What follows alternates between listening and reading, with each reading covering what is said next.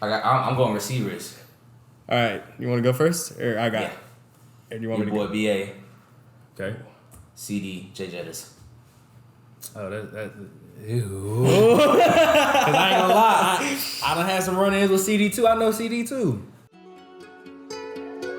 It's blooming. Hey, is this thing on?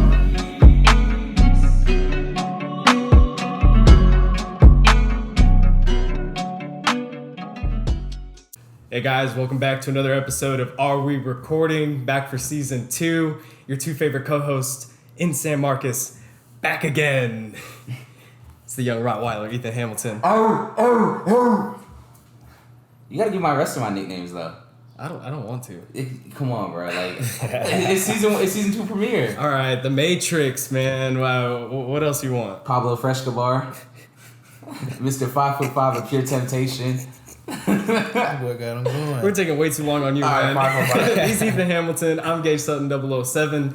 And today we've got a very special guest joining us today, Brock Sturges. Hey, by far the most excited I've been for a guest on this show Honestly. for a while.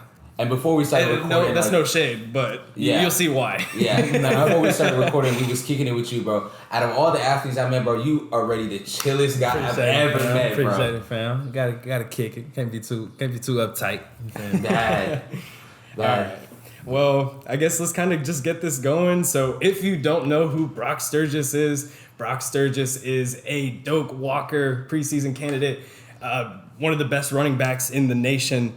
So Brock, I guess kind of just tell us a little bit about what it's been like being such a big running back, or like being such a big star for so many years. I mean, this is a blessing. Really, I'm like, had God-given talent. I can't really say nobody else gave it to me but God. So I mean, really, I just try to work as hard as I could. I try not to really say, look at myself like a star, like I told you before. I mean, we normal people. You feel me? We just got a talent that God blessed us with, that we can do special things with, and I just try to take advantage of that. So, but nah, it's cool. You feel me? Cool, meet different people, see different things, go a lot of different places. So I've definitely enjoyed the journey that I've been on, and the one that I continue to try to be on. So because the reason why I'm so excited to have you on here is because we don't meet, we have a mutual friend in Marcus, right? And he talks all and on about the glory days of him and Allen.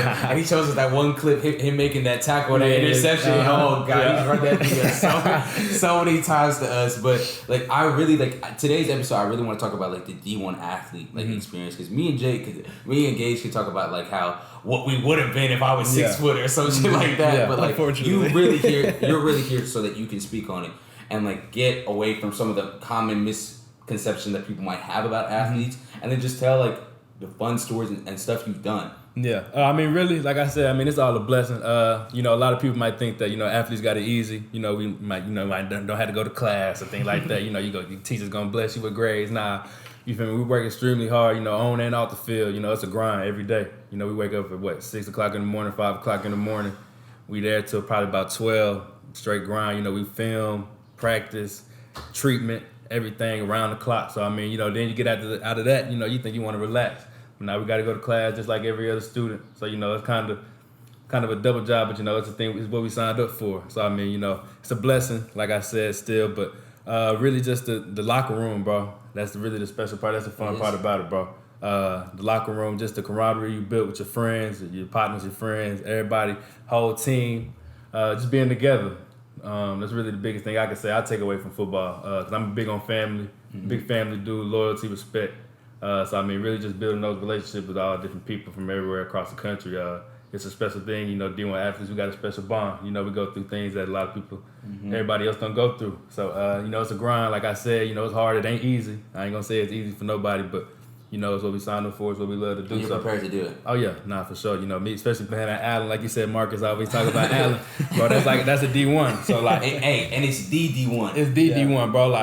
I couldn't even explain whenever I moved to Allen my junior year, just how much knowledge I gained. So when I got to Arizona State originally, bro, it was as far as on the field, you know what I mean? I was ready, weight room wise, mentally, knowing when to wake up. We used to do things on Wednesday in the off season. We used to have to go wake up in the morning at 6 o'clock in the morning. Now we wasn't obviously every day like college, but it's just okay. Get your mind ready. That's what y'all gonna have to do. Prep, so we coming in the off season. We coming in the morning Wednesday 6 o'clock. We getting that work in. So I mean, they prepare, we got study hall. If your grade's not straight, we got grade check. If your grade's not straight, you got to come to study hall. As an athlete, in high school. While doing the practices. While doing the practices and everything. So, like, if your grade's bad, we got every quarter, I want to say every 3 weeks, every 6 weeks, I can't remember.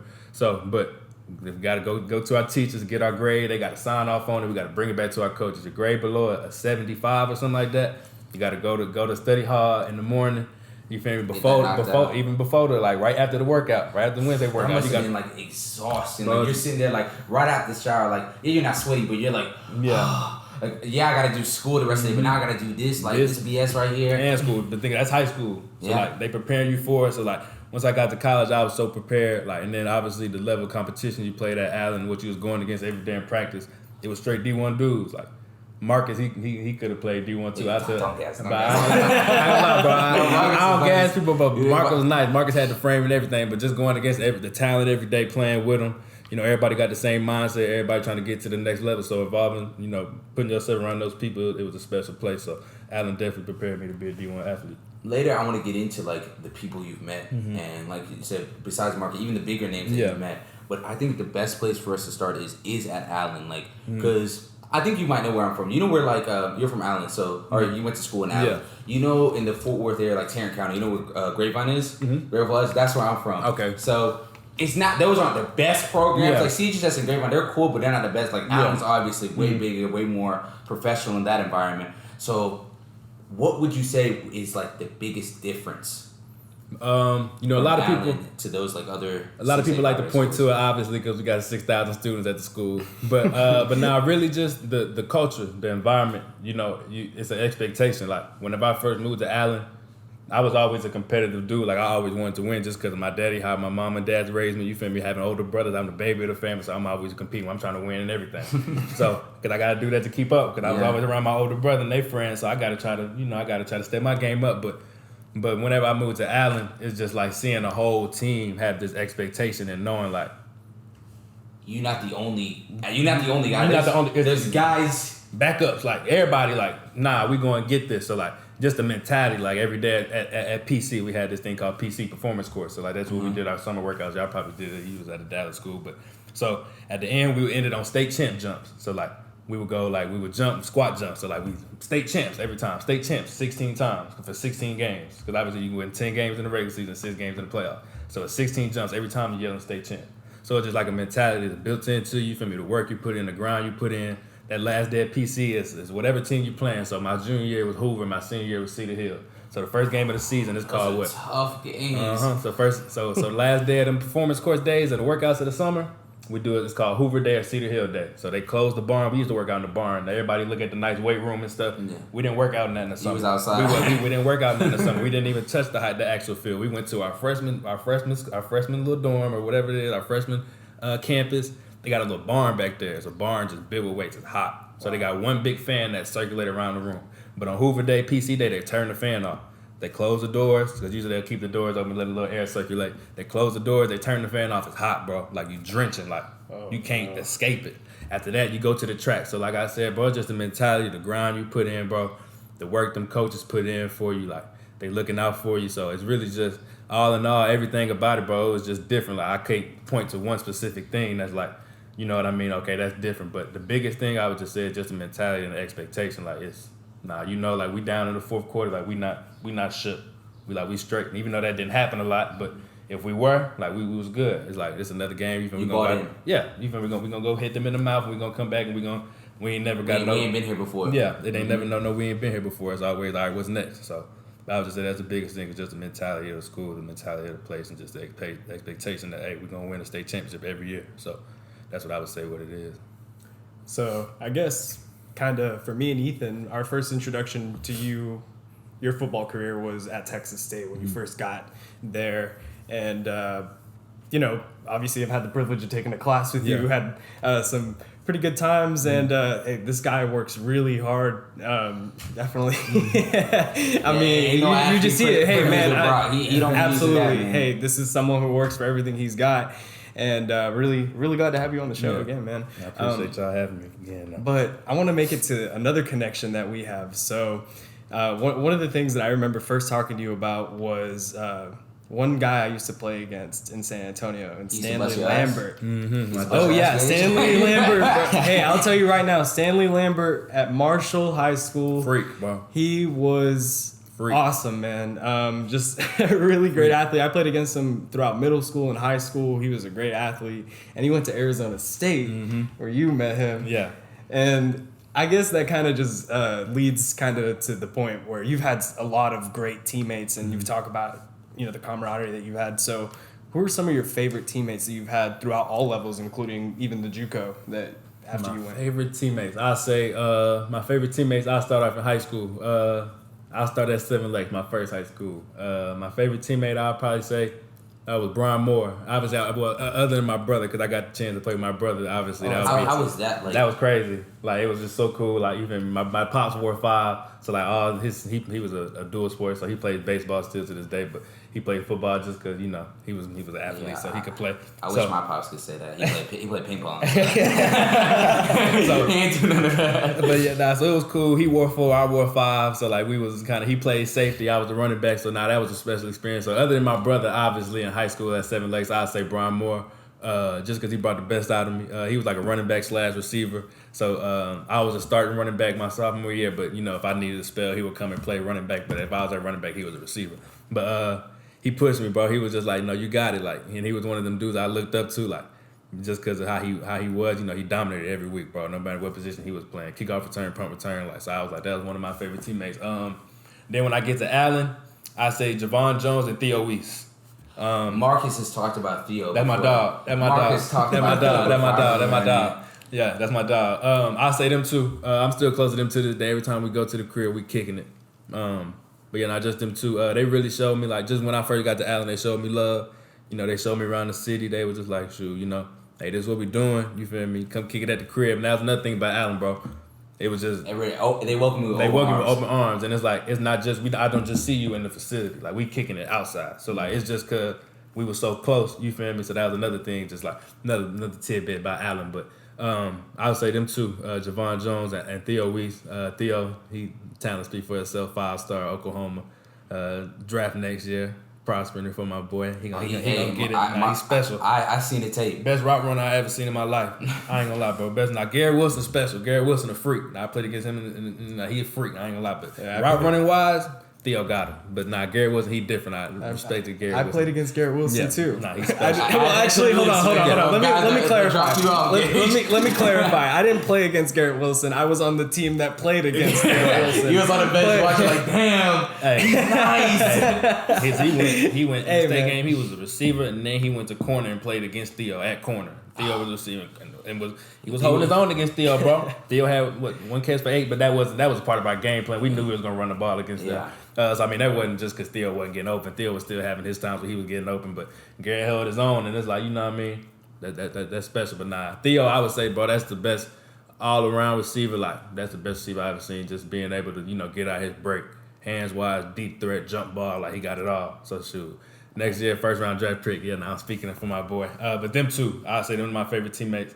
And when you were there, like at Allen, like I know a lot of people, like they might get starstruck when because when you transfer, you're like, I'm nice from where I'm from, and I'm coming here to be nice, but like I ain't had these guys they got it. They got offers. They got all that. Since middle school. Middle school, they got offers. The running back that I came in with, he was a 4-star. You feel me? So I had to battle him, you feel me, to get the starting job. He was a 4-star, already had offers. So like I knew coming in I was gonna have to work, you know what I mean? But that wasn't no issue for me. And I knew my personality, I was gonna fit in as far as a person, but just I'm a grind, I'm a work. But yeah, knowing like them dudes, like it wasn't like a starstruck thing. Like only thing that you might be like starstruck about is of course probably then you wasn't just starstruck, but it's like, dang, bro, Kyler played here. Like that's probably the thing. It's like, dang, and then probably the first game when I played against Hoover, Kyler came to the game and I got to chop it up with him for a little while, and you saw how if he walking down the thing, the Tyler Ness, the little dancers, they tap him and they like, oh my God, I touched Kyler. I'm like, bro, y'all just gave him a high five, like he ain't even hug y'all, but it's crazy. He hold that city around by the neck. That's the one thing I like about him, like being from like Graveland, like the Dallas area, like he reps Dallas, like he rep it. He rep Allen. I like that about him. Yeah, but them two, I'll say Javon and Theo, obviously at Allen, Arizona State. I feel like I create special relationships with people everywhere I go. Arizona State, my dog Traylon Smith. He was a running back. He transferred to Arkansas. Now he at TCU. He balled at Arkansas. He about to ball at TCU. Eno Benjamin as well. I looked up to him a lot, just how he carried himself off the field. He was a real leader. He was at the crib. He wasn't doing too much. He was just kind of like, hey, I'm handling my business. I got a 4.0. I'm graduating. Had a 4.0 all that. Like, he was about his business. So got to the league. He playing for the Cardinals now. Who else? Stanley, of course. That's my dog. Stanley, Reggie, Cam. All my boys at Arizona State. Brandon Ayuk. I ain't gonna lie. You play Brandon Ayuk? Yeah. Oh, we got to get into that. Yeah. Brandon Ayuk. Yeah. He was. I told Gage before. Yeah. Nikhil. My first year there, Nikhil. Because Nikhil was there. He got drafted the year before. Nikhil was there. So my first year there, Nikhil was there. So me and BA came in together. Me and Brandon came in together. So he came from a JUCO. I can't remember what some JUCO he came from. Came from a JUCO, and he was just like, this first year is Nikhil year. Obviously, Nikhil was first round draft pick. Everybody knew that. That dude made special plays every day in practice, like just running one hand, like just keep running with the ball. Like, it's weird. But running with that's nuts. Mm-hmm. So he was just like, all right, this first year I'm gonna do what I gotta do. You feel me? I'm gonna help the team how I can. But next year, I'm going crazy and I'm going to the first round. You feel me? Because Nikhil gonna be going, I'm gonna be able to step in. And he did exactly that, bro. Like, it's crazy. Like, I hate him and I was like, bro, you did exactly what you said you was finna do. Like, you wasn't playing. He's like, nah, bro. I knew. I'm like, nah. But he's special. I told my pops, like, right when I got there, Nikhil cold, but Brandon, he the one. He the one. Like, just off of pure athleticism, and you knew his game was going. I felt his game was going to fit more in the NFL just because everybody big in the NFL. Yeah. And Nikhil, he dominates off of power and strength and being able to big body people. Yeah. Now that's going to be a little harder in the NFL unless you like a Calvin Johnson. You feel me? DK, You got to guys. be real different. Now I think Nikhil can still have a good career in the NFL. I do think he can. You feel me? As long as he's in the right system with the right quarterback. But I think he hasn't had, me personally, I don't think he's had the best quarterbacks yet in New England. He came the year after Brady. Brady. I know he must have been sick. Don't get me wrong, like, Cam Newton is still Cam Newton, but Brady gonna get it there. You found Brady gonna get. So I feel like, you feel me, he hadn't been put in the right situation. But I feel like once he get in the right situation, he'll do good as well. But Brandon, I've been knew Brandon was the different one just off of, he's just so athletic. Like, it was stupid. Yeah. And so when you were there, like, so you go to Allen, right? Mm-hmm. You Allen, you get all these offers. You choose Arizona State. Mm-hmm. When you're there, I want to know how it is different than Texas State is, because they're a high major school and Texas State's like a mid major school. Mm-hmm. But like, what are the expectations that they have? Like, how do you manage expectations there than here? You know what I mean? Yeah. I mean, really, it's different just because obviously you're at a bigger school. But Arizona State got some history behind them too. Like, they used to winning. Now obviously they had some down years before Herm got there, but they used to winning. So it was just always an expectation to just be great. And obviously another thing is, being at a school like that, everybody expects to go to the NFL. Maybe being here at a school like Texas State, maybe everybody not here, that's not their dream. You know, they dream, hey, I got to college. You know what I mean? Hey, that's cool, and I don't knock you for that. You feel me? That's your dream. But at Arizona State, bro, everybody was grinding towards, you feel me? Obviously to win, everybody wanted to win, but if you win, that's how you get to the league. So, like, you feel what I'm saying? So, at least a better chance, and you get more first round. You feel me? Obviously stuff like that. But nah, the expectation, bro. I mean, it wasn't too much just because I feel like everybody at that school, everybody already expected so much of themselves. Mm-hmm. It's like, I already expect so much of myself. Like, these other expectations can't really. That's how I looked at it. Me personally, like, it might be different for, another individual, but I'm like, I'm the type of person, and a lot of people that I knew, they like, dog, this my end all be all. Like, you feel me? This is what I always wanted to do. So, like, they expect so much out of themselves. They expect to be great every day, no matter what's going on. So, like, I feel like you expect so much out of yourself, you're not even really worried about what the other people think. Yeah, what other people saying and stuff. Yeah. Yeah. So something we were actually talking about in the party last night was, the NIL and kind of, I guess, this college free agency almost, right? How do you feel about, like, being able to transfer so easily and, like, just about, I think, the change in college football culture? I think that's what it needed. Me personally, just because, you look at these coaches. Some of these coaches will get hired and they'll stay for 2 weeks and then dip. Like, straight up. Like, you see that so much. Like, just because and thing is, like, what's his name did not to the same extent, but Brian Kelly at the end of Notre Dame, I thought that was so trashy. Yeah, like you feel me? You leaving, and y'all got a chance to go. Lincoln Riley got a chance to go to the playoffs. I think Kelly was the one that made. Kelly was the one because you they had still a had a chance. You had a chance to make the playoff, and like if you leave, and that might be the reason that they didn't get in over Cincy. Well, Cincy beat them though, so Cincy did beat them, but I do think strength of schedule that plays such a big part. It's like, bro, like how can you have the? I remember they were talking about it too, like when the news broke that he called the players in like 6 a.m. in the morning. I don't know how you feel about this, but if my coach was like quitting, like when we still got a chance to make the playoffs, I would have no way in hell I would have showed up that morning. Yeah, nah. Like I don't care how close we are. Like, nah, you know what I mean? Like that's some disrespectful. Nah, that's disrespectful. It's super disrespectful. But like, thing is, like on one end of the spectrum, like especially I'll say this. I ain't got no issue with no coach leaving and going to get more money. Like, go get your bag. Yeah. That ain't no issue. That ain't no issue with me. But yeah, the fact that you did that right before the damn playoffs, like you can't do that, bro. Like you got a chance to go to the playoffs. You feel me? You about to get in a real good bowl, even if you don't get in the playoffs. Yes. At least finish the season. Okay, LSU, I'm coming. You feel me? Just hold up. Let me finish the season. They ain't in no rush. What you gonna do over there? You wasn't even finna coach the bowl game over there. So what you need to go over there for? Exactly. So see, that's what I'm saying is like, why does the news break so early? Like, I know that these coaches are in high demand and they want to go to these bigger schools. And it's hard to get a good coach in college. I think maybe it's a money grab though. I think maybe just because like, okay, if one school get word that hey, Brian Kelly or he about to sign with LSU for this X amount of money. Okay, and they know, okay, so another school might be like, okay, well we'll give you this. But LSU might say, okay, well look, we giving you this, but you got to sign it now. So the coach might be thinking, okay, I need to sign it now. But he might not be thinking, okay, another school. He might be saying this because another school might be trying to come get me. Yeah. You feel me? So they probably like, I got to, but I don't think it's right, neither here nor there. But so like for me, it's just like, as coaches, y'all coaches better not get mad at no player for leaving. Just because, at all. And they better not try to slime him out. And you feel me? They better just, hey, he decided to leave. Like, that's what it is. Because I'm just like, at the end of the day, these coaches going to go do what's best for them and their family. So why can't a kid go do what's best for him and his family, or his future family do what's best for him? I wholeheartedly agree. You can't knock them. So I don't knock coaches or players. So I think that's a hard thing, though, for fans. And, like, not me. Like, I'm agreeing with you. Like, I think everybody should be able to do, like, I like it. It's like the Wild West. Like I really like that players are able, like after a year, all right, cool, you don't like trust me, I'm out. I'm going. And coaches, you should be able to go too. But I think I find it weird that fans like aren't able to separate that. Because I'm hearing fans whenever they hear somebody's transferring, like Texas State, whenever they like a lot of the people on Twitter and social media were talking about what's happening with you and with now with Brady McBride. Like, how do you feel like hearing people talk about you on social media? Like they don't know you. You know what I mean? Like, like. Don't get me wrong, sometimes fans are right about certain things. Like they can see through the BS. But sometimes, bro, they be feeding whatever the powers that be telling them. It's like, bro, like.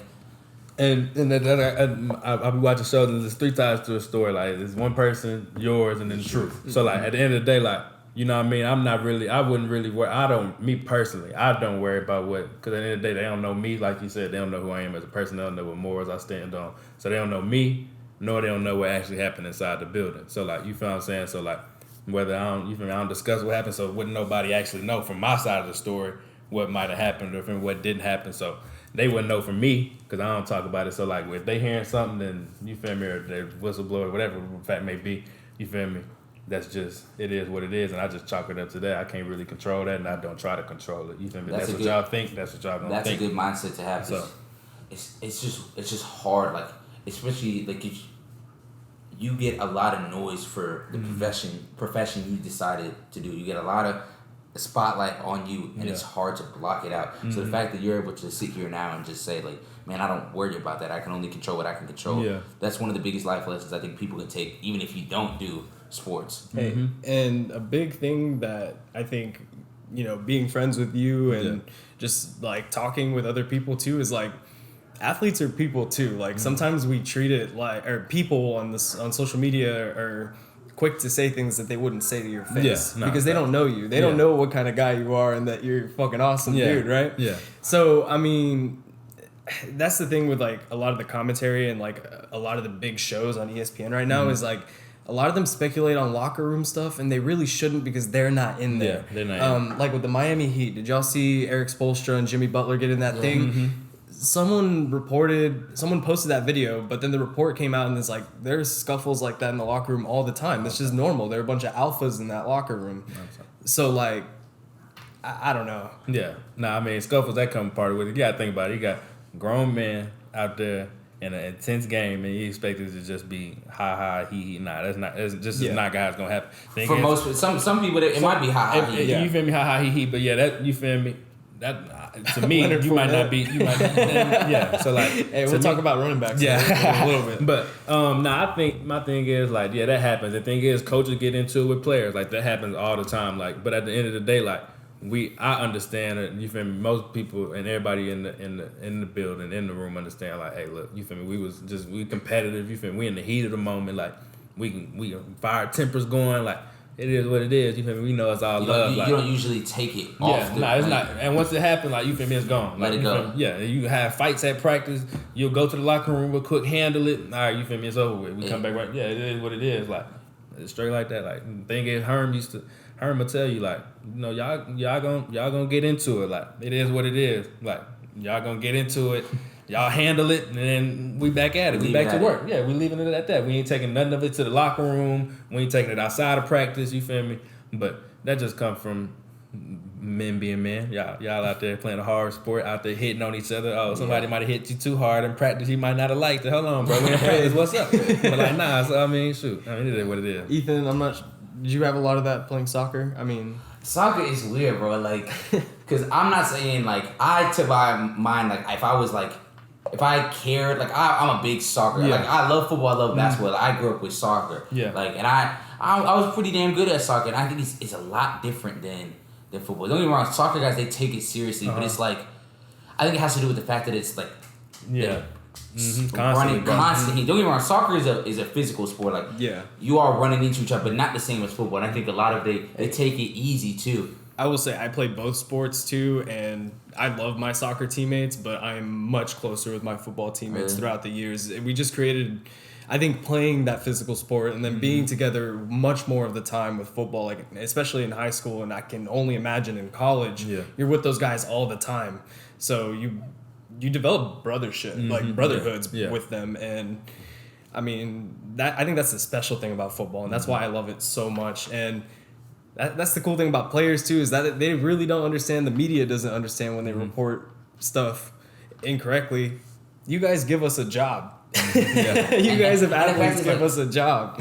Yeah, y'all are adults, but like at the end of the day, like we're not like we're not kids, but you know what I mean. Like we're not professional. Like you know what I'm trying to say. I get what you're saying. Like y'all, I feel like a lot of times we should take a break from like. Not saying that y'all are above criticism, because nobody's above criticism. But I think sometimes the attacks and stuff like that, people be taking it too far. Yeah, like the whole threatening, like the whole thing with Russell Westbrook, and you know, they threatening the family and stuff. Oh, like, that's corny. Yeah, y'all tripping. Yeah, after a loss too, like come on. I mean, like you said earlier, I wish y'all would. Y'all ain't gonna come up and say that to that man in the street. I promise y'all, not Russell Westbrook, straight from LA. Nah, he gonna smack you around your mouth. And Gage was talking about too, like the camaraderie you have. And I was wondering like if you wouldn't mind sharing like. You've been in all these different locker rooms, all these different environments. What would you say is like been some of the cool stories of like team bonding that you've had? Because you see like in the NBA, they have the rookies come out doing the karaoke and stuff like that. Yeah. Do you have any stories like that? Really, I ain't gonna lie. The best one that I got come from JUCO, bro. Came from my JUCO, and that's one thing I didn't touch on my JUCO friend, my JUCO partners. But yeah, now that was another. But that was probably outside of Allen. That was probably the closest. You feel me? Just cause like. Especially at the JUCO I went to is in Kansas. So like a JUCO in Kansas, most of the time there's a lot of bounce backs. So a lot of kids that come from like University of Georgia, University of Kansas State, they coming back to Kansas schools because that's the best JUCOs. That's like the SEC of JUCO. Oh, so, I didn't know that. Yeah, it's crazy, bro. Like like you go play Hutch, you playing against LSU commit, Tennessee commit, like it's insane. Like that JUCO for real. Like that Brandon came from JUCO. Like that. They out there for real, bro. So, but that's probably just cause like everybody going, especially in Kansas, everybody going through the same struggle. Like everybody was here at the top, you feel me? And then they get knocked down and boom, they back in JUCO. Like it's like that's humbling, was it an ego? Bro, that's humbling for you? Humbling, bro. Like you go from getting food around the clock, like just eating all day, like then dog, you going to sleep hungry. Like you feel me? My pop's the type of dude, you gonna work for everything. Like my pops, you feel me? Like he help you out when he can. I mean, he gonna he for sure gonna help me out. I ain't saying he gonna help me out, but he like at JUCO. I said this at JUCO. He was like, all right, you messed this up at Arizona State. So I'm not finna, because obviously at Arizona State, you getting stipend, you getting paid, you getting all that stuff, everything for free. So you getting all these type of luxuries and things like that. So like, obviously, you feel me, your money gonna run out eventually. So I ain't got no more money from Arizona State. So I'm like, Pops, I need some money. Let me get some money. I need something to eat on. He's like, nah, you messed it up at Arizona State. Like, all right, so what we're gonna do is we're gonna take this loan out. You feel me? We're gonna take a loan out. I'm not giving you not my money from my pocket. You feel me? Because you messed it up at Arizona State. Like, this is your responsibility. Yeah, so if you wouldn't have messed it up, you would still be at Arizona State getting bread, and you wouldn't have to be calling my phone. We're not in and this thinking my situation. my pop's straight. My pop, he green. He got money. You feel my mama straight. They live in a nice house. Like, they good. Like, they don't need nothing from Brock Sturges. So me getting to the league, like, they don't need me. You feel me? They don't. Was that hard to hear from him? Nah, because I always knew how he was. I mean, from a young jit, he was like, he knew. I was in the 7th, 8th grade, or probably, I was in the 4th grade when he told me this. He said, because I obviously 4th grade, my first year of football, like, it was just kind of natural. Like, my first year of football, I scored 47 touchdowns. Damn. My second year, I took 3 years off. Hold up, 47. It was flag football. It was flag football. Granted, it was flag football. Even still, bro, like 47 is. Here's a fun story. I played football 1 year. It was in middle school, 7th grade. They let us play football, bro. I remember, I don't know, like, you might have been different, but Gage might have tested this. The first time you played football, like in middle school or something like that, you thinking, bro, I'm finna run for $150, 3 tubs, like on some Madden shit. Yeah. Bro, I finished the game with like 30 carries, 30 yards. Bro, I was sick, bro. Yeah, I mean, for me, that was like early elementary school. Like, bro, I thought I was gonna have a Madden stat line. I was like, you went out there ready. I say like I said, God gave me an ability from the get go. My grandfather played college football at Grambling under Eddie Robinson, the late great Eddie Robinson. So you was a football family. Yeah, like my pops was all state all 4 years in Louisiana. He probably could have went and played, but he had a kid in high school, so he had to take care of my sister Coco. So I mean, for me it was all natural. So like I said, my first year, first grade, I played with that 10 game scored to 47 touchdowns. I took 3 years off.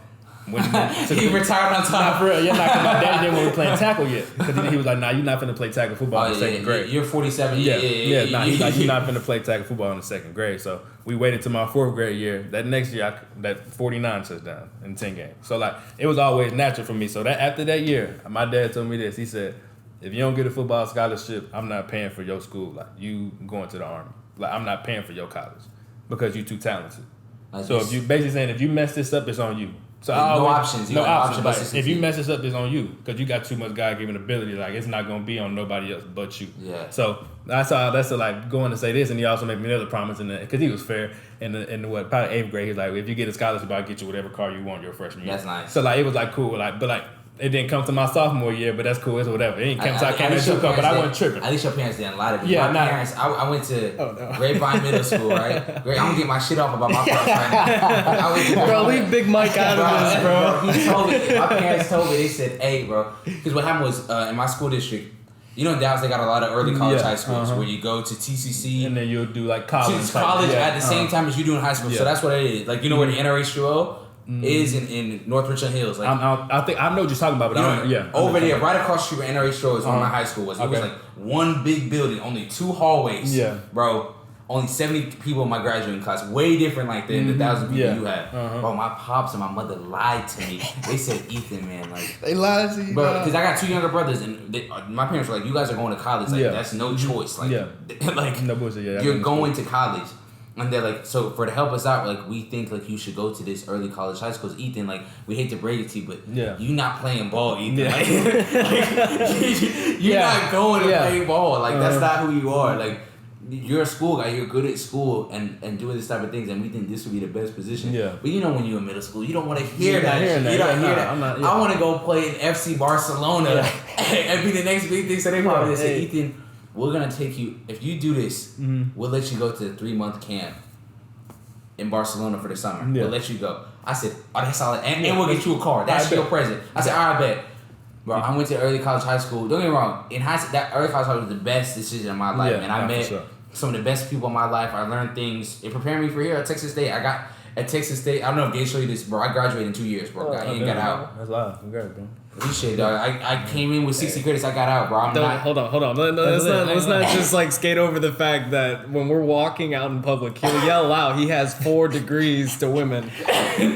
Hey, you gotta flaunt it though. I be telling them like they be when you go to practice. Hey, you got to. If I had 4 degrees, yeah, I got 4 degrees. Whatever. Yeah, nah, for sure. Bro, I be going. They be getting mad at it because when I first met them freshman year, we go to parties. I be going to chicks like, hey, like. What type of guys you like? Like do you like guys with associate degrees? Yeah. I know a guy. They got all that ammo. Yeah, but, bro, after 2 years, I was still playing soccer. I'm like, Mom, what happened with this camp? She's like, I don't know how to tell you this, Ethan. Yeah. But that camp ain't coming. Bro, I was sick. I was like, bro, the whole reason I was here. I'd have been hot. But yeah, that I'll go back to say like I didn't. So like whenever he told me that at JUCO, I wasn't surprised. Like just because he was always like.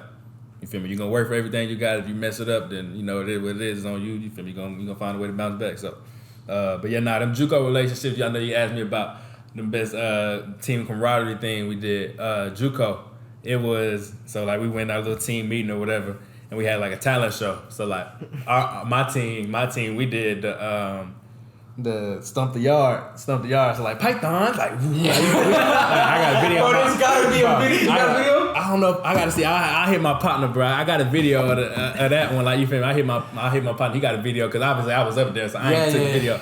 Then I got another video. My partner from Atlanta, my boy Q. So Atlanta, they got some people that they're like the same sex. I don't want to say the word gay, but like you feel me? I don't want to be sensitive, but like you feel me? Yeah. LGBT community is big out there. So, but like. So like obviously he from Atlanta, he not, you feel me? He like girls. So but so like he twisted his shirt up like kind of like the dude from the longest yard. He had like a girl, he was like, and it was just crazy, bro. So it was like you did like skits. You did like skits. Yeah. It was crazy, bro. Like, and everybody was going crazy, bro. They flickering the lights for him. So everybody in there going crazy, bro. We lit, like you feel me then, bro. But yeah, now JUCO, bro, that was probably my funnest time. Like just once you get past the initial like. Damn, like you feel me? I really messed this shit up at Arizona State. Now I'm here. You feel me? Once you get past that initial thing, you feel me? It's you like build yourself back you feel me? You like, all right, bet you feel me? I'm here with my partners. Like you feel me? There's some good dudes, solid dudes. You feel me? Just you feel me? Was a product of what what happened to them. You feel me? So it is what it is. Hey, I'm gonna do can I do a mid-episode plug real quick? Yeah. So another kind of question to lead into it is you've been at all of these schools and. As guys, we love football, but there's another thing we really like. Girls. Oh, God, here he goes. And I want to hear, where do you think the baddest girls are located? But hold on, before we do that, watch our blind dating video. Oh, that's right. Watch our recorded blind dating. It's going to be in the description down below. Yeah. Bro, that was a good plug, man. That was a good segment. Thanks. So, like, you come, like, Alan, you do what you do. Like outside of like you having fun with your friends and stuff like that, but college, like everybody has that expectation. Yeah. And you as an athlete, what was the expectation, and then what was the reality of like expectation as far as what like meeting people, like just being popular and stuff like that. I mean, at Arizona State it was easy. Like you'll just be walking around and people would be like, oh, what's up, bro? Like, you feel me, bro? Like, and I'm like, dang, who are you? They like, you feel me? Oh, like, we saw you, you feel me? They Googling, they looking up the roster. Like, it's all like, is it weird, like, thinking that, like, at first? Because, like, bro, I be seeing, like, we all got female friends that, like, want to get with athletes. Yeah. Are we on agreement with that? Mm-hmm. Yeah. I be watching them sometimes. They be in a roster, like, oh, my God. Yeah, like, nah, for this sure. guy's cute. And I be looking at them bro, like, it's crazy, bro, y'all are nuts. Like, if they found out, like, if guys did that, oh, my God. We were crazy, but in the story, bro, we found out. Like, it was this group of girls at Arizona State, bro. And they had this group chat, and I guess they were just sending all our pictures in the group chat, like going on and on. Like, and this one girl, like you feel me? I was messing with her at the time at Arizona State. And she told me, she was like, not them sending, they sending your picture in the group chat. I had to lock that down. No, she was, you feel me? She was something else. But yeah, it's crazy, bro. Like just being, you feel me? Everywhere you go, like you feel me? Obviously. Not everywhere you go, now you're in the kills and you feel me, your Enos, like they on the stage, they popping, they playing. So like now they everywhere, now every single place they go, like you feel me? They know your name. But like for somebody, me, a young freshman, like I go to a party or something, you feel me? I go somewhere, like you feel me? And it's like even if they don't know you off rip, like but then you like, oh, I play football. Like this guy, like you like, because if for the audience, if you meet Brock, like. You'll guess that he's an athlete. You know what I mean? So I'm pretty sure like the people at this party, they're like they see you walking and they're like, bro, who is like? Yeah, you play football, don't you? Yeah, I play football, bro. Like then from there, it's like, oh, okay, yeah, you want a shot? Like, nah, bro, I found the white guy be trying to get you wasted, bro. Like nah, bro, I'm good. I just came to kick it. You feel me? But yeah, nah, like, but yeah, nah, it's cool. You feel me? Especially, it's cool. But then again, like, you feel me? You gotta watch what you're doing everywhere you go too. So like, you always gotta be aware of your surroundings, what you doing, what you got going on, who you hanging out with, what they doing. You feel me? So my pops always told me that from a young age, just always, because I always kind of been in the sports, so like, I always knew I couldn't do what normal kids do. Like, they want to go out party, do all that extra. Like, you can't. Nah, do that. I'm in the house by 11. Nah, you can't be out past 11 o'clock for what? In high school, nah. You feel me? Come inside. Ain't nothing to do. Ain't nothing good to do. Ain't nothing good past 12. My pops always tell me. My mom was the same way. Nothing good happening past 12. So like, for me, yeah, nah, it was cool. You feel me? Especially like, you feel me, being known, but like, you kind of know, but you gotta, like I said, you gotta watch what you're doing, watch what you're saying. You feel me? Because everybody, they recording, they doing all types of stuff. So I always gotta be aware of your surroundings for sure. That's nuts, cause like me and Gage, we don't gotta worry. We can go. I be acting Actually, everywhere I go. I be other than I gotta worry about. I be calling them TMZ. Other than I gotta worry about watching them recording me. I don't gotta worry about no one giving a damn who I am. No, but hold on. I think we're getting to that level of notoriety, and if you guys keep sharing these videos and stuff. Yeah, someone stopped me at a stoplight. Did we talk about this on one of the other podcasts? We did. We can talk about it again. Someone stopped me at a stoplight and told me to roll down my window, and they're like, "Hey, are you the guy from the podcast?" I was like, "Yeah." Hey, we all want a little validation. We all want a little validation. I can see it already, Gage. You're gonna be walking through through campus one day, and just a group of girls like, "Oh my God, Gage, are we recording?" I mean, he be going to sleep at night, be thinking about. Hey man, that's the dream, man. Nah, for real. Oh my gosh, bro. Well, I think we're getting into the section of the show where I want to play a game. Yes. Yeah? You want to play a game, bro? Yeah, let's do it. Cool. Yeah. We're going to play Start, Bench, Cut. And you see it everywhere on all these Instagram pages, on YouTube with athletes, right? And now that we got a real D1 pro athlete here, now we can hear it, right? We're going to go run down some of our guys that we love so much. We'll start with football first. Yeah. And we're going to have you start, bench, cut, and then explain. Bet. We're going to do ours, of course. But All right, for sure. all right, what position you want to start with first? Yeah, man, we can start quarterback. We can go down the line. Quarterback. All right, sorry. Let me think of a good three. Oh, I got it. K1. Okay. Jay Herbo. The hairball. Okay. And Joe Shiesty. 1, 2, 3. Oh, that's a good three. You want me to keep it a buck? No bias. No Allen bias. Nah, I can't even do that. All right, keep the Allen bias. Keep the Allen bias. What's your three? My 3 K1. Start. K1 start. Joe Shiesty off the bench. Herbert getting cut. That's not bad. Oh, no. But I don't know about that, bro. I ain't gonna lie. I like Burrow, but my people from Louisiana, so I got right with the LSU dude too. You feel me? He That's hard. fair. Joe Cool.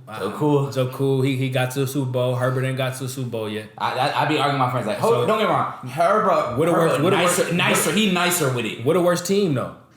Yes. Yes, it That's is up in the air though, because the Bengals got weapons. Hey, got the Chargers got weapons. They got Keenan, Mike. I feel like the Bengals work O-line worse. I feel like their defense worse than the Chargers. I feel like Joe Shiesty done did a little bit more with less in the same division. Not the same division, but the same conference type. You feel me? AFC. So that's why I go. You feel me? I'll go K1 start. I'm a bench Joe Burrow, and then I'm gonna cut Herbo. See, I know you have the Allen bias. I know you do, but for me, I can't put Kyler in a league with those guys yet right now. So for me, I would go start. For me, I would start Justin Herbert. I would bench Joe Burrow, and I would cut Kyler Murray. But hold on, let's be real. Before D Hop got hurt, Kyler was up there in the MVP. No, but hold on. But that's the argument with Kyler against these guys is I think Kyler has started seasons really strong in the MVP conversation and then kind of falls off. And the team falls off too because of the injuries and stuff. But, I mean, we've got to admit, his play was not great in that playoff game. No, it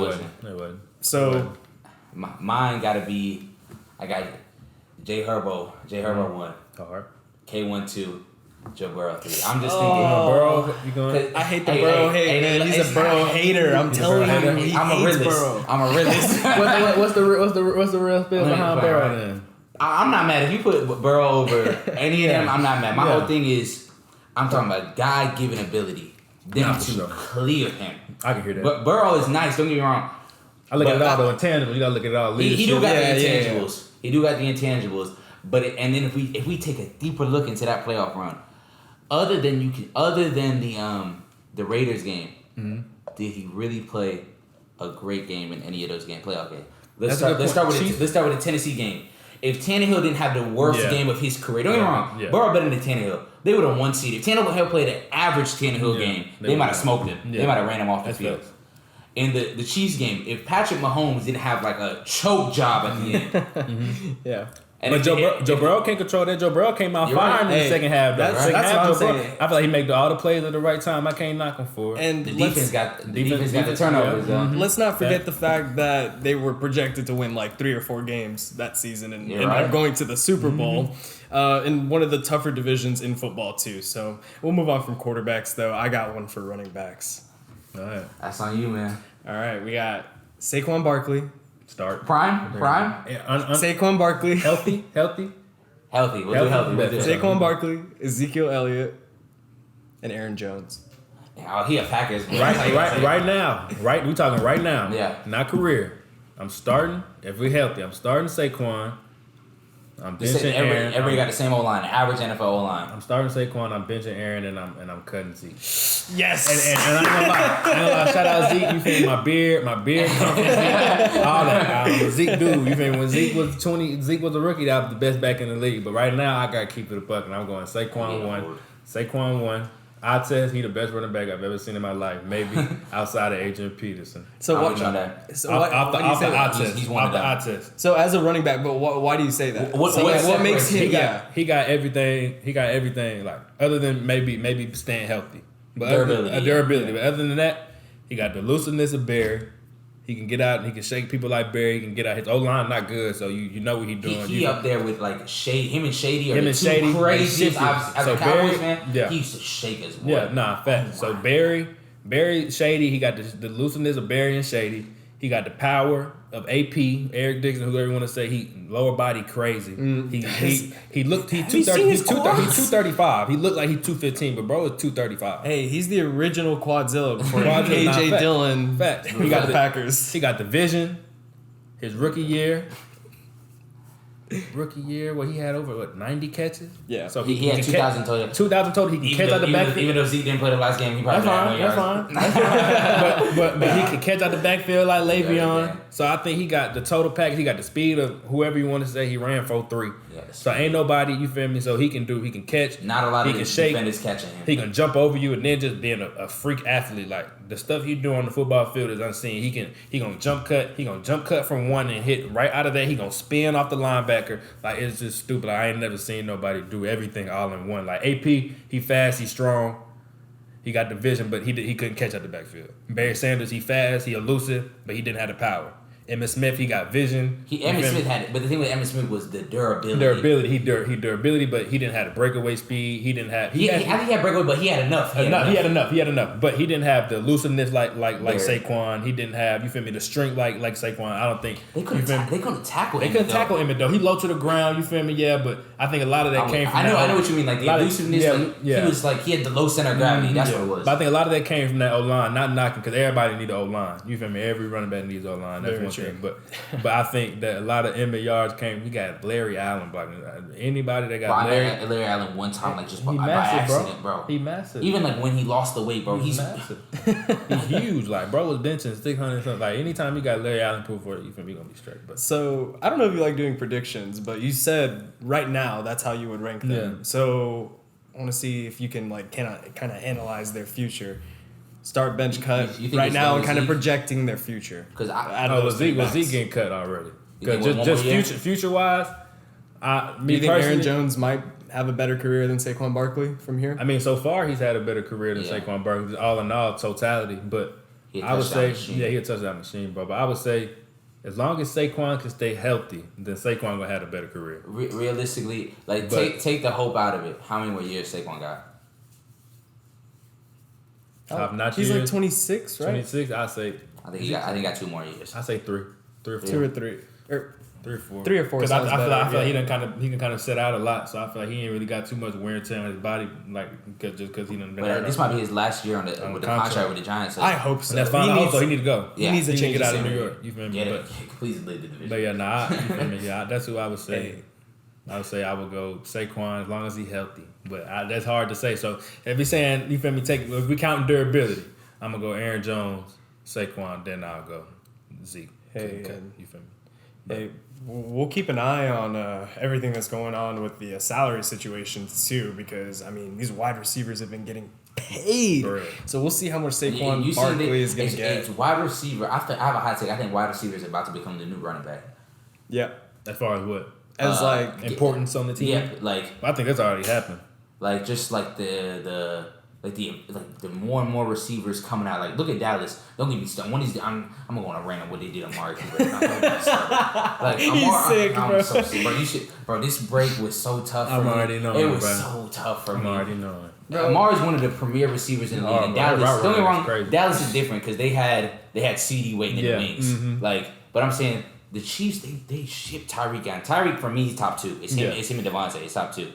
Like, I just think Tyreek one of them guys that like he won them 1 in a million. Yeah, once. he's different. Yeah, can't nobody do it. He not like a Devin Hester or Cordell Patterson. He was the next level of that. Yeah, he really going. And with the Green Bay Packers, like Rodgers, you think they want to keep Adams? Like, and they just shipped him out. Don't get me started on this, man. Yeah, they definitely wanted to. Oh keep no. him, I think they just took too long. They took too long to try to pay the man. Yeah. Why you stalling? I was telling you about it earlier. Yeah, we talking about it earlier. Why man. you stalling? Like, if you know he the best receiver in the game, why you don't just go ahead and give him that $28 million and say, all right, sign this contract. You're gonna give it to him eventually. The thing is, I get it because Green Bay was kind of thinking like, okay, he's 27, going, so he would be, if they gave him a 5-year extension, 32. he would be 32 by the end of his contract. Do you think they was thinking not to give it to him too because Aaron might not be there? So they feel like if Aaron not there, he might just ask for a trade and not play? I mean, that's thing. part of it, but I think another part of it too is why wouldn't you give Jordan Love the best receiver in the game? Yeah, that's what I'm saying. The thing is, why I don't don't you think draft a guy?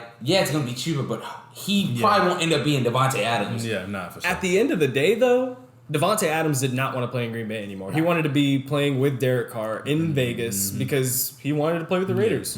And hey, as a Packers fan, again, all love to Devontae Adams. We can move on. We can move on with the next start bench cut because I got another one. I'm going receivers. All right, you want to go first, or I got? Yeah. Or do you want Your me to boy go? BA, Okay. CD, J Jettis. Oh, that ew. Cause I ain't gonna lie, I done had some run-ins with CD too. I know CD too. Not you feel me? That's not my. I don't know him as well as I know BA. But like you feel me? Yeah, nah, you feel me? Yeah, I done talked to them with CD a couple times and stuff. Yeah, but that's tough. Being real. We'll do right now quickly 3, and then when it's all said and done, if everything goes right for them. When it's all said and done, I'm gonna go Justin Jefferson, BA, CD. Just cause. He sounds just like Jalen. My friend Jalen, he an LSU boy. He can't stand CD Lamb. I like CD though. CD cool. No. He good people. He good people. He's solid. You feel me? He work hard. All that. Like you feel me? Because he played at Foster when I was at 7 Lakes. It was like 10 minutes down the road. And see, so I kind of feel bad making you play this game I'm because. But that's what makes it fun. But CD, I feel like Dallas ain't. I don't know if Dallas. It's my turn. I'm gonna get my shit off. I don't know if Dallas is a spot for CD. Hey, that's a good point. I feel like if he had but Justin Jefferson don't got no Aaron Rodgers. So Justin Jefferson. But I think Cousins is solid though. But Cousins the perfect quarterback. He gonna get that ball there. I don't care what nobody say. Cousins gonna get that ball there. I'm telling you, if Justin Jefferson decides he wants to trade in a year or two and he wants to go play with an elite quarterback, watch out. Yeah, fact. But I think BA, as far as I'm gonna look at it like I think after the catch, BA probably the best out of all of them. Really, I think after the catch. That's interesting to hear because I think CD best one. I mean, shoot. I think that's who you got, CD. If I had to start bench, I guess we'll do mine. Right now, I think it's start JJ is easy. Easy. Bench CD and then Brandon because I think Brandon took a step back this year. It's not his fault. Like 49ers, they just ran the ball so much. But you got to think about it though too. At the beginning of the year, they didn't play my boy. They wasn't playing him at all. And it was I know something with the coach and practice and stuff like that. Whatever yada yada yada. But Nah, he y'all second best receiver on the team. Y'all better put that man on the field. Really, he might be the best one. Best receiver wise. Well, if Debo, Kittle, that's what I'm saying. No, but Debo, I think Debo's skill is after the catch. Yeah, that's what I'm saying. But like, as far as route running and you feel me, he might be the best. Separation, Unless we count Kittle. But Kittle can't get away from people like BA. BA different. Yeah. I can't. You feel me? What BA was doing to Trayvon Diggs and that. All right. Bro. But dog, we don't talk about. He ain't do nothing in the second half. He ain't do nothing in the second half. Hey, I don't know. And baby Dion had that. Yeah, but nah, I think that's why I would say Justin. Then I'm gonna go BA. Then I'm gonna go CD. But that's hard though. Like I ain't gonna lie. That's super hard. CD tough. I think at their prime, it's gonna if CD gets there, I think it's gonna be CD, Jay Jettis, and BA because I think CD can be Devontae Adams, DeAndre Hopkins all in one. And so like I don't know with CD. It's just the run after the cat because I think he can do the gadget stuff and the misdirection and the motion that Debo does. But like I don't know if I'm the minority. I think he's a better receiver than Debo is. And I think if Dallas learns how to use him and kind of Jerry take the cuffs off of Mike and Kellen Moore. Yeah, they need to look at like how OU used him. Yes. OU would get screens. You feel me? Just get the ball in his hand, let him go. You feel me? That's always been his best trait. You even look back at his high school clips, bro. Like it's crazy what he was doing at Foster, bro. It was stupid. Hey, So I will say. My brother has been preaching this. If you talk to Dylan, I honestly also agree with him that the 49ers don't properly use Ayuk either. Because, he's kind of been in the doghouse. Like, I know Debo is, your gadget guy, but Ayuk is a dude. Yeah, we're sitting here and, we all acknowledge he's a very good player. I just feel like he could be doing a lot more. Yeah. And it could be with a different team. I don't think he don't.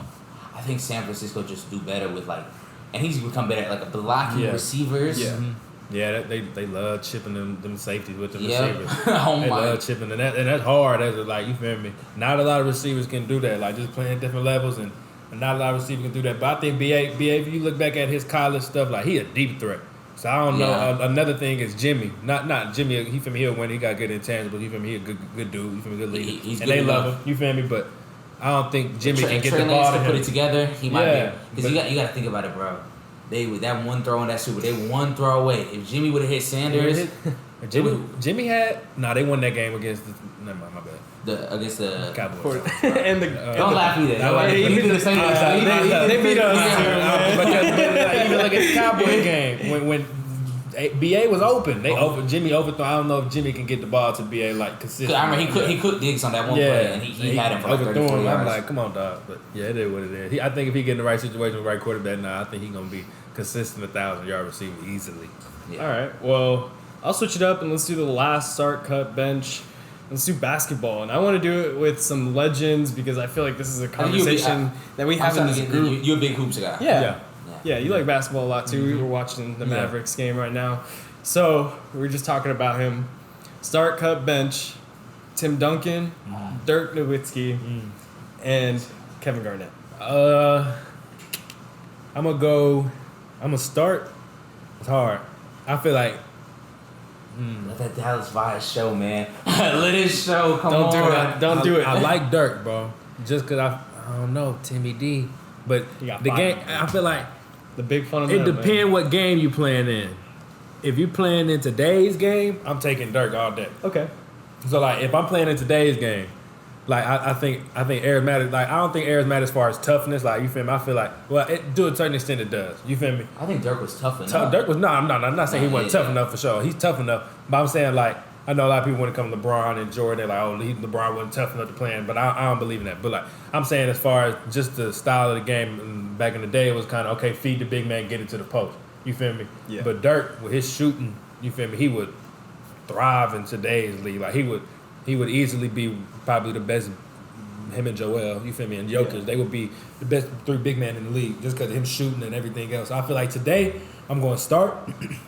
I'm going to start Dirk. Yeah. I'm a bench Timmy and I'm going to cut KG.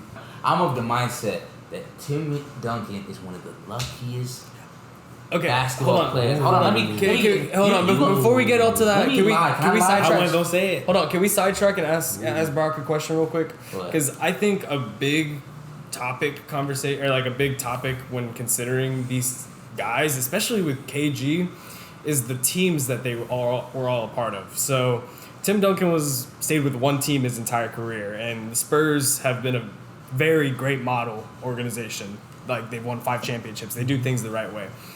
Dirk didn't have that luxury of the great roster building in Dallas. You know, you had a couple years of Steve Nash where you guys... Don't remember, Rick Carlisle's a Hall of Fame goal. He's not pop. He's not pop. Anybody pop. And then with KG, you didn't really see him start getting a lot of success until he went to Boston. Because he had Ray Allen.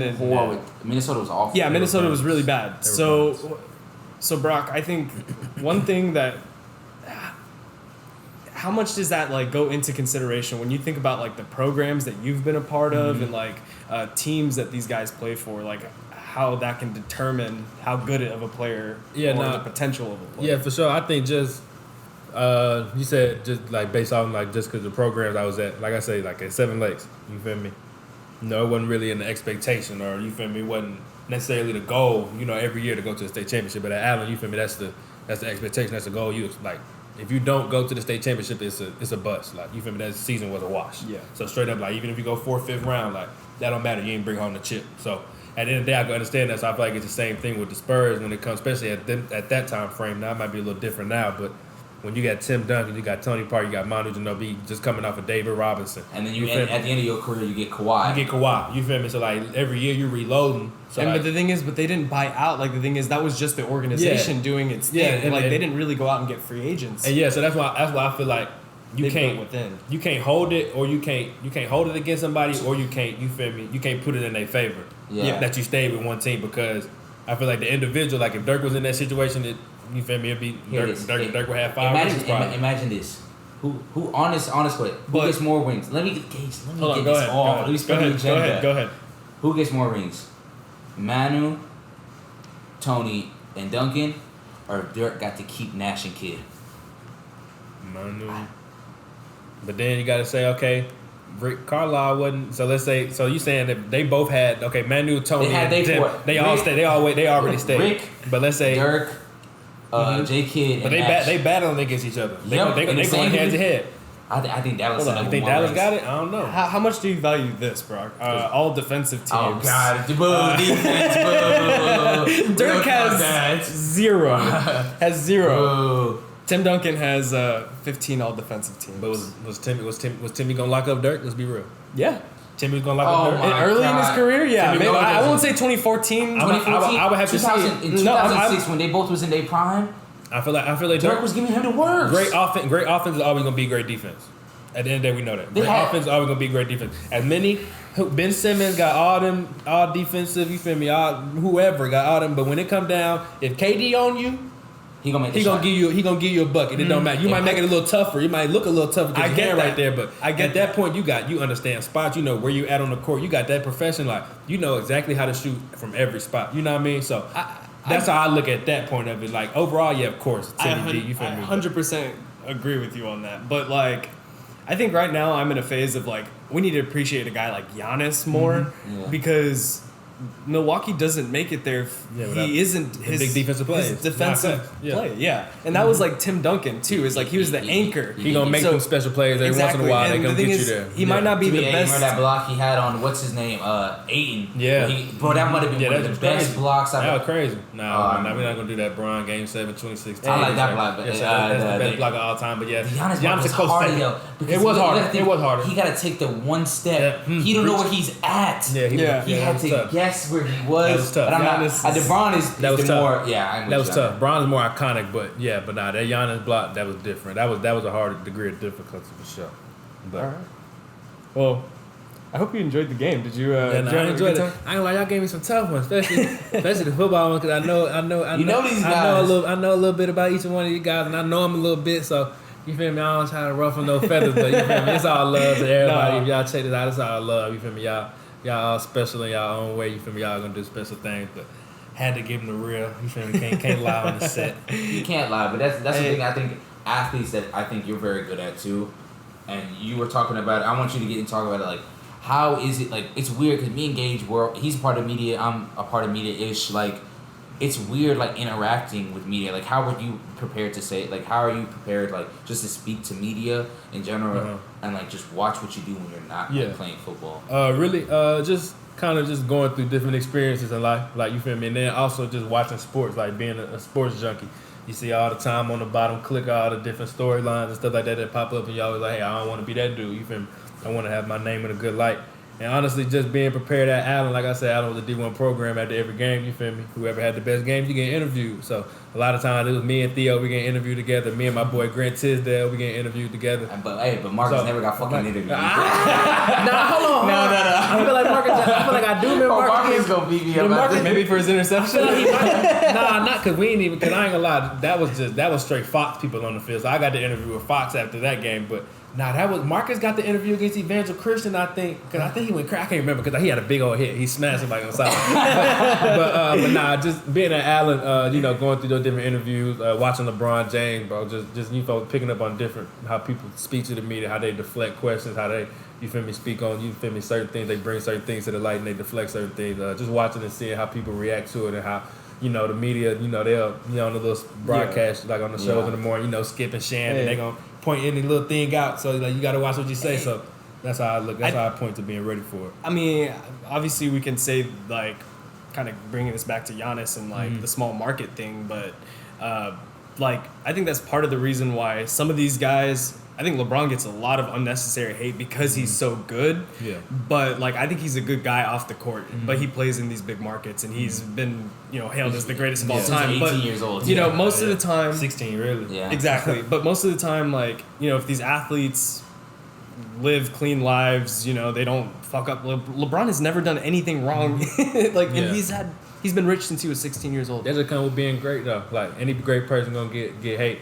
And the thing is, if Michael Jordan was living in this era, he could that gambling thing. He would have never got away with that. Yeah, he would have never got away with that gambling stuff.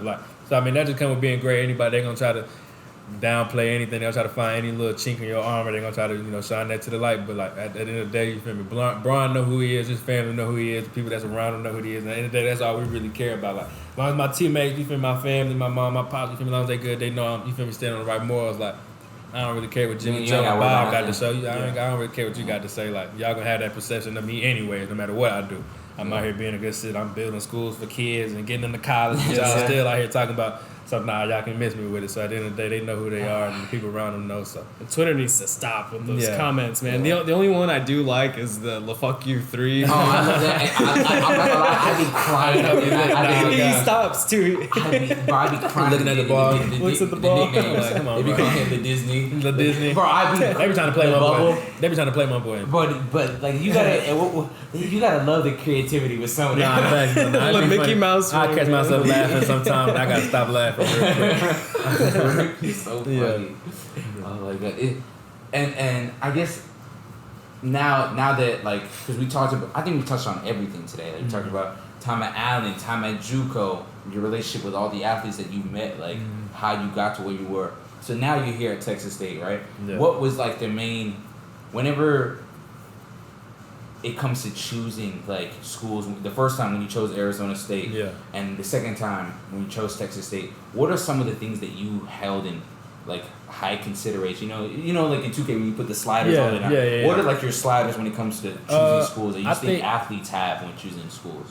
I think for me it was different each time. You feel me? When I chose to go to Arizona State, I feel like it was different from when I chose to come here. As far as morals and everything, it was the same. Arizona State, I rock with my running back coach, Coach Simon. He was real loyal, respect, honesty, stood on those morals. He was from Louisiana, so you feel me? I knew he would kind of relate to me just because my people from Louisiana. He was kind of like my pops in a certain way, so I could really relate to him. So that was probably my other than my 8th grade coach, Coach Muhammad. You feel me? But them are my 2 favorite coaches I've ever had, just because of how they carried themselves, how they pushed me. They knew how to push the right buttons with me. What was gonna push me, what was gonna. You feel me? Maybe piss me off. So you feel me? They know what to do. They know how to get the best. Yeah, they know how to get the best out of me. So them two. But I feel looking at coming out of JUCO, for me, I was really I wanted to come closer to home. That was a big thing. I wanted to come closer to home, but also really just find somewhere that I feel like I could shine, somewhere I could thrive. Before, I knew it's gonna be a process. At Arizona State, you understand it's gonna be a process, especially because you got the best of the best there. Now, if I wouldn't have messed up, I probably would have had a chance to play as a freshman. But I wasn't handling my business. But at the end of the day, I knew I wasn't gonna go in and just be the starter. They got 10. Yeah. You know what I'm saying? I knew I had to wait my turn. You feel me? Yeah. So I understood, like, you feel me? It's gonna be a process. So like, it was more like, okay, I need some like respect, loyalty. But like at that point, you feel me? Coming out of JUCO, I'm 19, 20 years old. So at that point, I'm trying to ball right now. So somewhere I knew I could go in and have an immediate impact. And then obviously I had a relationship with Brady, playing against him in high school. I already knew who Brady was, knew what he stood on. So he was a big part of me coming here. Then my boy CJ Johnson, he was here. He played at me with Allen. So I had some people here that, you feel me, I knew, and you feel me, I felt comfortable, and I knew that I could come in and play right away. So that was probably my biggest thing on coming to Texas State. Other than like difference from coming here and when I took Arizona State. Yeah. So, I'm trying to think, because Texas State, it must have been such a different experience because you're coming off the highs of Allen, right? Allen, you go to Arizona State, and then you have whatever issues you have. You go to JUCO, you humble yourself, and then you have to build yourself back up. Yeah. Like, because Texas State, I'm not gonna say like, bro, we don't have the best football program in the world, right? Like, it's still like a building program. That's what it is. Like, let's not kid ourselves. You know what I mean? Like, and you signed up for a project, and you're coming down towards the end of your collegiate career. Like, what do you think is like been your perception of how it's gone so far? As far as my whole career, or just the time at Texas State? Yeah. I think my time at Texas State, I enjoyed it. It was smooth. I feel like, I built some relationships that's gonna last forever. My teammates, they know I got love for them to the day I die. But it was cool. You feel me? We had good times. You feel me? The coaching staff, they was real cool. They let us be who we were, for the most part. But at the end of the day, really, just my biggest thing at time at Texas State was just, you feel me, the relationship I built here. Being able to be around the guys. You feel me? I had some good times on the field, but at the end of the day, you're gonna remember most of the time. You remember what happened off the field, like just being in the locker room. Like I said, building that team camaraderie. But my running back room, you feel me, got love for them dudes. So really, just like I said, really the relationships I built. You feel me? Had a fun time here. You got the square and everything else. So you feel me? You can touch a lot of different stuff with Sam Mo, but it was definitely something that I enjoyed. I feel like at the time in my life I needed. So I enjoy it. But I'm ready for the next chapter. So I don't think the football culture is what it needs to be at Texas State, but I will say the San Marcos culture is very nice. And here on Are We Recording, we like to spread the love too. We just Samo lit. Samo wanted to chill and sit. You can. If you want to chill, you can chill. But if you want to get into some mess, you can get into some mess. That's how I tell people all the time. Austin's 30 minutes 30 north. minutes. You can San Antonio's 30 minutes south. Yeah, the football culture, I would say, the football culture definitely does need to get better here. But, it's all a work in progress. It's not going to happen overnight. You feel me? I mean, we're seeing the same thing at San Marcos High School. Yeah. I mean, they just signed Coach Geyer, and he's trying to change the whole program of that school that hasn't won state championships in God knows how long. Yeah. And it don't happen overnight, so it's gonna take a while. It's gonna take some years. You feel me? They just all of them got to trust in each other. You feel me? They got to be loyal to each other. They got to respect each other. That's where it all gonna start. Because at the end of the day, you feel me? Got to be honest. Because at the end of the day, these kids, we can pick out from all the BS now. Like, you feel me? And the coaches, they selling you all the dream. Yeah, they gonna sell you the dream. But like, thing is, like, especially kids now, like, respect isn't given. Like, just because you older than us nowadays, like, I feel like back times, before, it was a little different. Like, if somebody's older, you gotta respect them. And like, to a certain extent, you're gonna give them a certain amount of respect. You feel me? Yeah, you're gonna respect them. But at the end of the day, I'm not just gonna respect you to the fullest extent until, you feel me, I see that you respecting me as a man. So like, I feel like, you feel me, as long as they keep that respect and that loyalty in the building, you feel me, they be honest with people. It's trust. It's trust, bro. Like, you feel me, like, I know Coach Traylor at UTSA, you feel me, he recruited me out of high school at SMU in Arkansas. That's one of my favorite dudes. Like, you feel me, just as a person, you feel me. But like, I got to talk to him a little bit. Yeah, he's cool, really bro. nice, real cool dude. Like, he talked about it in one of his press conferences. He was like, and he said basically like what I said. The kids now, they gonna seek through all the BS. So like, our thing is, you feel me, we being honest. If we don't see you playing, we gonna tell you. And like, that's, for us as athletes, that's all we can ask for. Like, we not gonna, you feel me? All right, we gonna grind. Now some kids might be like, oh, okay, well, I'm not playing. But for the most ones that, you feel me, that's trying to get there, they gonna grind and they gonna earn their right to play. So, but like, that's the biggest thing I would say about here. Just, you feel me, be honest with them. You feel me, and then you feel me, everything gonna go smooth. You feel me, they gonna trust you. They gonna want to play for you. You feel me? That's a big thing. Kids gotta want to play for you nowadays. You feel me? So But yeah, no, I think you feel me. It can get turned around here. It's a great city. You feel me? They got great people around here.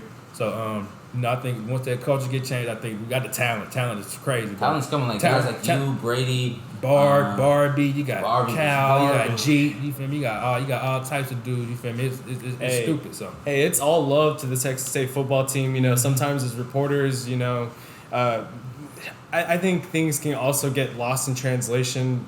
Us as reporters, we have to do our job and report the losses and report the stats sometimes on these losses, but it's nothing personal. We have all love because you guys are peers. You guys are students. And that's we have a class together. Yeah, not fair. So, and that's why we wanted you on here to talk about this. You know what I mean? Because a lot of times when we're in like KTSW or the University Star, and you got to right after the game, you got to give a quick response. But you don't have time to necessarily just sit down and like think about what you're going to say about it. Like, and I think it's important for like younger athletes, like.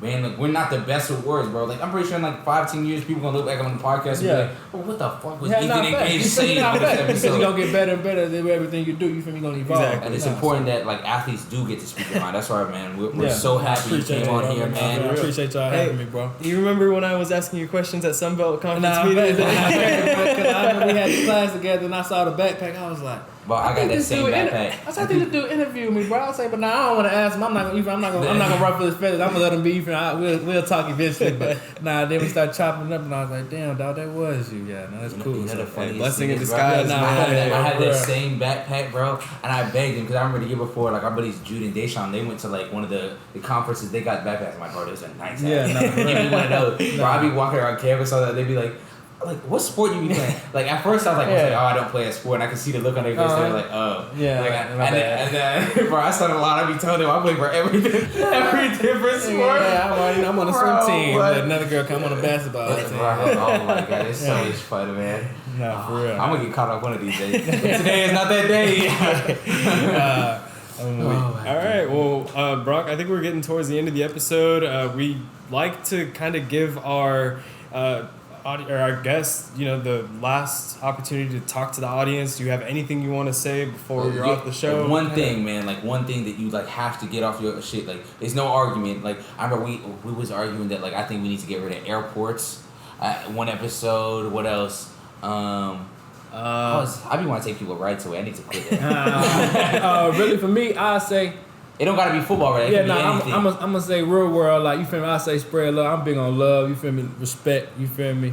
You feel me? Everything that go on. You feel me? In the world, all the negative stuff. You feel me? You know, police brutality, everything. You feel me? I'll just say spread love to everybody. It don't matter what your color, your skin is. You feel me? I'll just say spread love. You feel me? Show everybody the same respect you want. And you feel me? Hey, the world gonna be a much better place for us. So I feel like, you feel me? As long as we do that, we're gonna take steps to be a better place. So. With that, man. Hey, well fucking said, man. Appreciate y'all. All right, man. This has been season 2, episode 1, man. The season premiere. This is a great ass episode. Man, this might be like our best way to premiere the season. We got Brock Sturges, man. Again, thank you for coming on the show. I appreciate y'all. Hey guys, thank y'all again so much for watching. Ethan Hamilton, Gage Sutton, Brock Sturges again. Hey, all the links in the description down below, man. If you want to learn more Brock about his journey, everything like that, man, you'll find him there. Hey, follow him on Twitter, follow us on Twitter, and also follow us on YouTube. We're gonna start making more content, video games, more discussion kind of stuff. So let us know. Man. Yeah, let us know what you guys want to see. And other than that, I think that's a good way to end off the night. We'll see y'all in the next episode. Love. It's blooming. Hey, is this thing on?